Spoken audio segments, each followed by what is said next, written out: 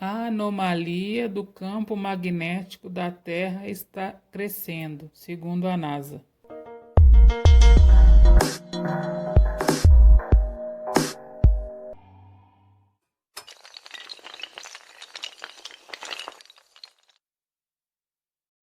Existe uma anomalia no campo magnético da Terra, bem acima da região da América do Sul, e também pega uma parte da África, como você pode ver na imagem. A anomalia que está crescendo é monitorada pela NASA. Isso, é claro, não significa o apocalipse, mas não deixa de ser um problema. Pode ser algo bastante ruim, principalmente se continuar crescendo.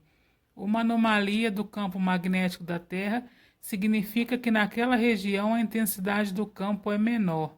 E você deve estar pensando, mas por que isso afetaria a algo e ao campo magnético? Bom, o campo magnético é basicamente uma das características da Terra mais importantes para a possibilidade da existência da vida, por dois trabalhos principais que esse campo desempenha. O primeiro é o espaço radioativo. Somos bombardeados por radiação solar de diversos outros locais.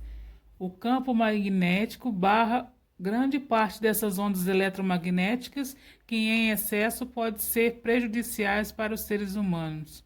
O segundo papel tem a ver com isso, é que esses raios são perigosos e são chamados na física de raios ionizantes. Isso significa que eles são capazes de transformar átomo em íon, ou seja, retirar elétrons do átomo. Além de serem cancerígenos, por isso os raios ultravioletas são perigosos. Eles podem destruir a atmosfera e é por isso que só em Marte tem 1% da densidade da atmosfera terrestre. Seu campo magnético já se foi. O campo magnético é formado com a movimentação do ferro e do níquel dentro da Terra. Marte é quase dormente neste quesito, e seu quase insignificante campo magnético é gerado pelas interações dos próprios ventos solares. Segundo as observações da NASA, uma das maiores preocupações com relação aos ventos solares é sobre a tecnologia. Os equipamentos eletrônicos poderiam ser destruídos no caso de uma tempestade solar muito forte, e os satélites seriam os mais afetados. Esse deve ser, portanto, o principal motivo que leve a NASA a ficar tão atenta. Para entender o enfraquecimento, devemos nos aprofundar um pouco mais nos assuntos.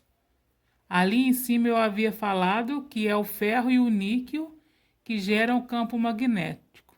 Correto? Bom, isso não é totalmente correto. O campo magnético é, na verdade, uma superposição de campos de muitas fontes atuais. Explica em um comunicado o geofísico Theory Sabaka, da NASA.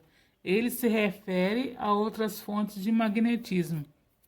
Conforme o Serviço Geológico do Brasil, outras fontes, como os próprios ventos solares, rochas magnetizadas na superfície da Terra, por exemplo, correspondem a cerca de 10% do campo magnético da Terra. E esse é o ponto, o campo dipolo, ou seja, aquele campo causado pelo ferro e pelo níquel. E pode estar enfraquecendo. A SAA observada também pode ser interpretada como a consequência do enfraquecimento da dominância do campo dipolo da região, explica Kuang. A perturbação parece estar se dividindo em duas bolhas. Um estudo recente percebeu que isso pode ser um dos primeiros sinais de um fenômeno recorrente, a inversão magnética, conforme o Science Alert. A inversão magnética ocorre quando os polos magnéticos se invertem ao ponto do sul ficar onde é o norte, e já que estamos vendo essa mudança lentamente. Entretanto, essa anomalia pode significar uma mudança mais rápida do que esperando, gerando diversas instabilidades no campo magnético.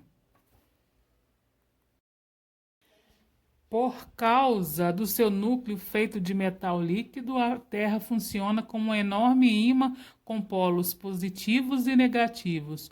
O campo magnético é uma camada de forças ao redor do planeta entre esses dois polos, conhecida como magnetosfera. Essa grande camada é extremamente importante para a vida terrestre. É o campo magnético que nos protege das partículas que vêm de fora, especialmente o vento solar, que pode ser muito nocivo, como explica o geólogo Ricardo Ferreira Trindade, pesquisador do Instituto de Astronomia e Geofísica da Universidade de São Paulo. A maior parte do campo magnético é gerada pela movimentação de metais líquidos que compõem o centro do planeta. Conforme o fluxo varia, o campo se modifica. A questão, segundo Trindade, é que nos últimos 10 anos ele tem variado numa velocidade muito maior do que variava antigamente. O polo norte muda magnético constantemente de posição, mas sempre dentro de um limite.